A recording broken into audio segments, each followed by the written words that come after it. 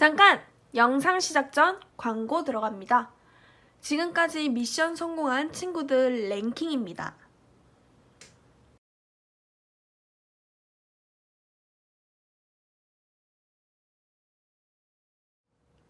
친구들, 미션은 금요일까지입니다. 그 후에 보내거나 늦게 보내면 성공 아닙니다. 가끔 몇몇 친구들이 전도사님 미션 늦게 보냈는데 랭킹 올려주시나요? 하는데 아니요. 그럼 기간 안에 열심히 한 친구들은 손해를 보니까 우리 친구들 8월 29일까지 기간에 맞춰서 미션을 보내주세요. 그리고 이 여름 성경학교 영상 처음에도 말했듯이 8월 29일까지 미션을 잘 수행해준 3명의 친구에게 큰 선물이 기다리고 있다고 했으니 꾸준하게 잘 보내주세요. 그럼 성경인물과 함께하는 여름 보내기 6번째 시간 시작합니다. 28번째 이야기 요나. 요나는 니느웨로 가기 싫었어요. 요나, 니느웨로 가서 내가 곧 니느웨를 심판할 것이라고 전하여라. 북이스라엘에 살던 요나는 하나님의 말씀을 듣고 깜짝 놀랐어요. 아니, 하나님, 왜 미리 가서 알려요? 그냥 심판하시면 안 되나요? 니느웨는 아수르 나라의 수도였어요. 아수르는 이스라엘을 침략하여 괴롭힌 나라였지요. 그래서 요나는 니느웨가 아니라 반대쪽 다시스로 가는 배를 탔어요. 갑자기 큰 풍랑이 일어나서 배가 뒤집힐 위험에 처했어요. 선원들은 누구 때문에 풍랑이 일어나는지 알기 위해 제비뽑기를 했어요. 바로 요나 때문이었죠. 요나가 말했어요. 제가 하나님께 순종하지 않았기 때문입니다. 저를 바다에 던지세요. 선원들은 심해지는 파도에 어쩔 수 없어서 요나를 바다에 던졌어요. 하나님이 바람을 멈추시고 큰 물고기를 보내셔서 요나를 통째로 삼키게 하셨어요. 요나는 깜깜한 물고기 뱃속에서 3일 동안 회개의 기도를 했어요. 하나님, 제가 잘못했어요. 구원의 하나님, 저를 도와주세요. 큰 물고기는 니느웨 가까운 바닷가에 요나를 토해내었어요. 하나님은 심판보다 구원을 기뻐하셔요. 요나는 니느웨에 가서 하루 동안 큰 거리를 다니면서 말씀을 전했어요. 41일이 지나면 하나님이 이 성을 심판하실 것이다. 놀라운 일이 일어났어요. 니느웨 왕으로부터 온 백성들이 금식하며 회개했어요. 하나님이 보시고 심판을 늦추기로 하셨어요. 이럴까봐 내가 여기서 말씀을 전하기 싫었는데 어쨌든 니느웨가 망하는 것을 내 눈으로 지켜보아야 되겠어. 요나는 성 밖 언덕 위에 앉아 있었어요. 햇빛 아래 앉아있는 요나를 위해 하나님이 박넝쿨을 자라게 해주셨어요. 그런데 다음날 아침에 그 박넝쿨을 벌레가 갉아먹어 죽게 했어요. 요나는 화를 냈어요. 이렇게 해가 뜨거운데 박넝쿨도 마르다니 차라리 죽는 것이 더 낫겠어. 하나님이 말씀하셨어요. 요나야, 네가 심지도 않고 가꾸지도 않은 박넝쿨을 이렇게 아끼는구나. 그러니 내가 니느웨의 많은 생명들을 아끼는 것이 어찌 마땅하지 않겠느냐. 29번째 이야기 호세아. 호세아가 고멜과 결혼했어요. 북이스라엘은 계속해서 하나님을 떠나 멸망의 길로 향하고 있었어요. 북이스라엘을 여로보암 2세가 다스릴 때였어요. 어느 날 하나님이 호세아를 부르시고 이상한 말씀으로 명하셨어요. 호세아, 너는 행실이 좋지 못한 여자 고멜과 결혼하고 자녀를 낳아라. 고멜은 호세아가 결혼하고 싶은 여자가 전혀 아니었어요. 그러나 호세아는 하나님의 명령에 순종하여 고멜과 결혼했어요. 호세아와 고멜이 결혼한 후 아들 2명과 딸 하나가 태어났어요. 호세아는 아이들의 이름도 하나님이 말씀하시는 대로 지었어요. 이스르엘, 이스라엘의 죄를 심판하시는 하나님. 로르하마, 하나님의 자비를 받지 못할 사람. 로암미, 하나님을 떠난 백성. 이스라엘 사람들에게 하나님의 심판을 전하기 위한 이름이었어요. 호세아의 사랑은 하나님의 사랑이었어요. 어느 날 고멜이 집을 떠나 다른 남자에게로 갔어요. 호세아는 너무나 마음이 속상했어요. 이제 고멜을 포기하고 싶었어요. 그런데 하나님이 또 말씀하셨어요. 호세아, 가서 네 아내를 데려오너라. 이스라엘이 나를 떠나 다른 신을 섬겨도 여전히 그들을 사랑하는 것처럼 너도 고멜을 용서하고 끝까지 사랑하여라. 호세아는 이번에도 하나님의 말씀에 순종했어요. 그 남자에게 값을 치르고 고멜을 데려왔어요. 고멜을 용서하고 끝까지 사랑해 주었어요. 사랑의 하나님은 호세아의 결혼을 통해 말씀하셨어요. 나는 너희를 구원한 하나님이다. 그러나 너희는 내게서 떠났구나. 나를 잊어버리고 이방신을 섬기는구나. 나는 너희를 품어주고 먹여주고 치료해 주었건만 너희는 자꾸 나를 멀리하는구나. 그러나 나는 여전히 너희를 사랑한단다. 너를 불쌍히 여겨 기다리고 있단다. 어서 다시 내게로 돌아오너라. 30번째 이야기 이사야. 이사야가 하나님의 심판을 전했어요. 내가 누구를 보낼까? 누가 우리를 위하여 갈까? 남유다 왕 우시야, 요담, 아하스, 히스기야 시대에 하나님의 말씀을 전할 선지자를 찾으셨어요. 성전에서 기도하던 이사야가 대답했어요. 하나님, 제가 여기 있습니다. 저를 보내주세요. 이사야는 입술에 하나님의 숯불을 받고 말씀을 전하는 선지자가 되었어요. 이사야 선지자는 먼저 유다와 이스라엘을 주시는 심판의 말씀을 전했어요. 너희가 심판을 받아 멸망할 것이다. 하나님을 버리고 공의와 정의를 버렸기 때문이다. 회개하고 하나님께로 돌아오너라. 하지만 사람들은 이사야가 전하는 심판의 소식을 잘 듣지 않았어요. 결국 북이스라엘은 아수르 나라의 침략을 받아 멸망했어요. 다행히 남유다의 히스기야 왕은 이사야의 말씀을 잘 듣고 기도하는 왕이었어요. 그래서 남유다 예루살렘은 아수르의 침략을 물리쳤어요. 이사야는 바벨론과 모압과 구스와 애굽 등 주변 여러 나라에도 하나님의 말씀으로 경고했어요. 이사야는 메시아와 새 하늘 새 땅을 예언했어요. 이사야 선지자는 하나님이 주실 큰 구원의 소식도 전했어요. 나무가 베어져도 그루터기가 남는 것처럼 남은 자가 있어 다시 새로운 나라를 이룰 것이다. 다윗의 후손으로 메시아가 와서 많은 나라가 다시 하나님께로 돌아올 것이다. 임마누엘, 하나님이 우리와 함께 하기 위하여 아기로 오실 것이다.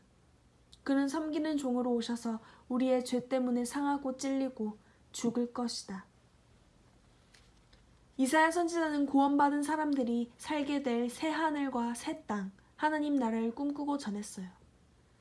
그때에는 이리와 어린 양, 표범과 어린 염소, 송아지와 어린 사자, 암소와 곰, 어린아이와 독사가 함께 먹고 놀 것이다. 그때에는 맹인이 눈이 밝을 것이며 못 듣는 사람의 귀가 열릴 것이고 저는 자는 사슴같이 뛸 것이며 말 못하는 자의 혀는 노래할 것이다.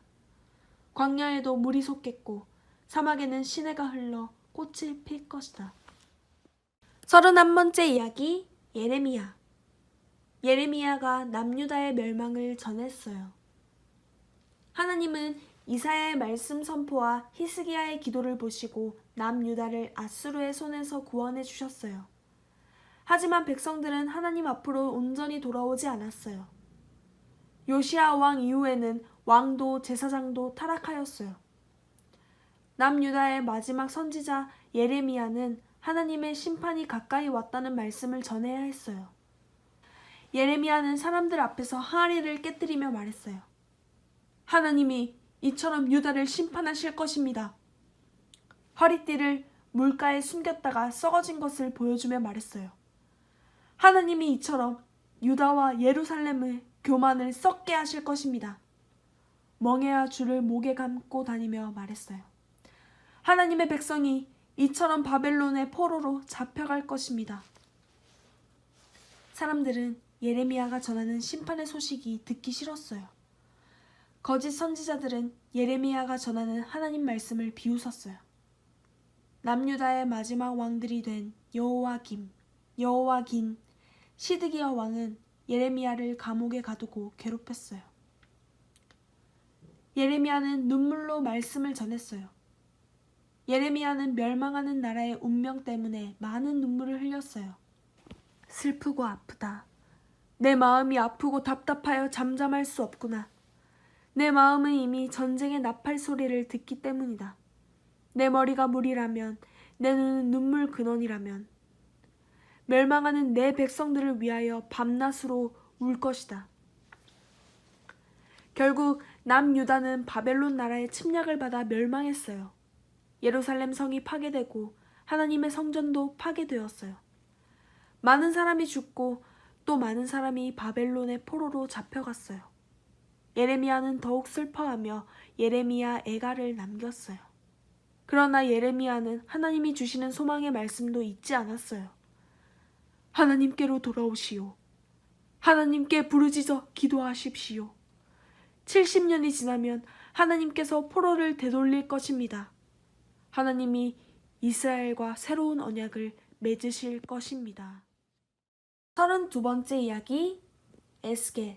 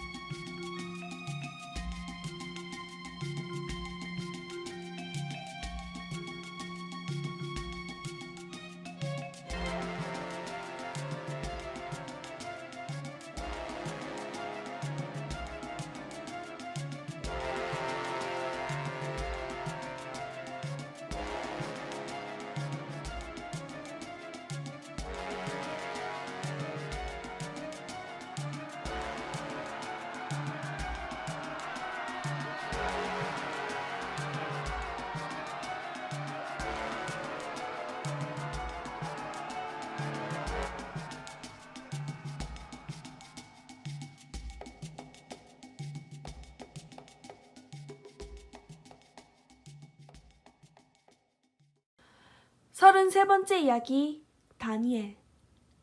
다니엘과 친구들은 믿음을 지키기로 결단했어요. 남유다가 바벨론에 멸망당할 때 다니엘과 하나냐, 미사엘, 아사랴도 포로로 잡혀갔어요. 소년 다니엘과 친구들은 단정하고 의젓하고 지혜가 많았어요.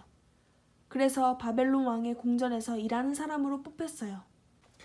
다니엘과 친구들에게 첫 번째 믿음의 시험이 왔어요. 왕이 내리는 고기와 포도주가 우상에게 바쳤던 것임을 알게 되었어요. 다니엘과 친구들은 고기와 포도주를 먹지 않기로 결단했어요. 고기와 포도주를 먹지 않았지만 다니엘과 친구들은 더 건강한 몸과 아름다운 얼굴이 되었어요. 다니엘의 친구들에게 두 번째 시험이 왔어요. 바벨론의 느부갓네살 왕이 커다란 신상을 세워놓고 그 앞에서 절하라는 명령이 내렸어요. 다니엘과 친구들은 그 신상 앞에 절하지 않았어요. 세 친구가 잡혀서 뜨겁게 불타는 풀무불에 던져졌지만 하나님이 천사를 보내주셔서 무사히 살아나왔어요. 다니엘과 친구들은 시험에서 승리했어요. 총리가 된 다니엘에게 세 번째 시험이 왔어요. 바벨론 왕 다리오는 한 달 동안 어떤 신에게도 기도하지 말라는 새로운 법을 만들었어요. 다니엘은 하루 3번씩 예루살렘을 향한 창을 열고 하나님께 기도하던 일을 쉬지 않았어요. 다니엘이 잡혀서 굶주린 사자 굴 속에 던져졌지만 하나님이 사자의 입을 막아주셔서 무사히 살아나왔어요. 다니엘의 하나님이 진정 살아계시는 하나님이요 영원히 변치 않으실 능력의 하나님이시구나. 바벨론 왕들도 다니엘이 믿는 하나님을 인정하고 두려워하게 되었어요. 다니엘은 바벨론에서 총리로 일하는 동안 어떤 꿈과 환상도 잘 해석하는 지혜를 보여주셨어요. 하나님이 보여주시는 마지막 때에 대한 환상과 예언의 말씀도 전했어요. 어둠의 세상 속에서 믿는 사람들에게 많은 고난이 있을 것을 예언했어요. 다니엘은 마지막 때까지 굳센 믿음으로 승리자가 되라고 선포했어요.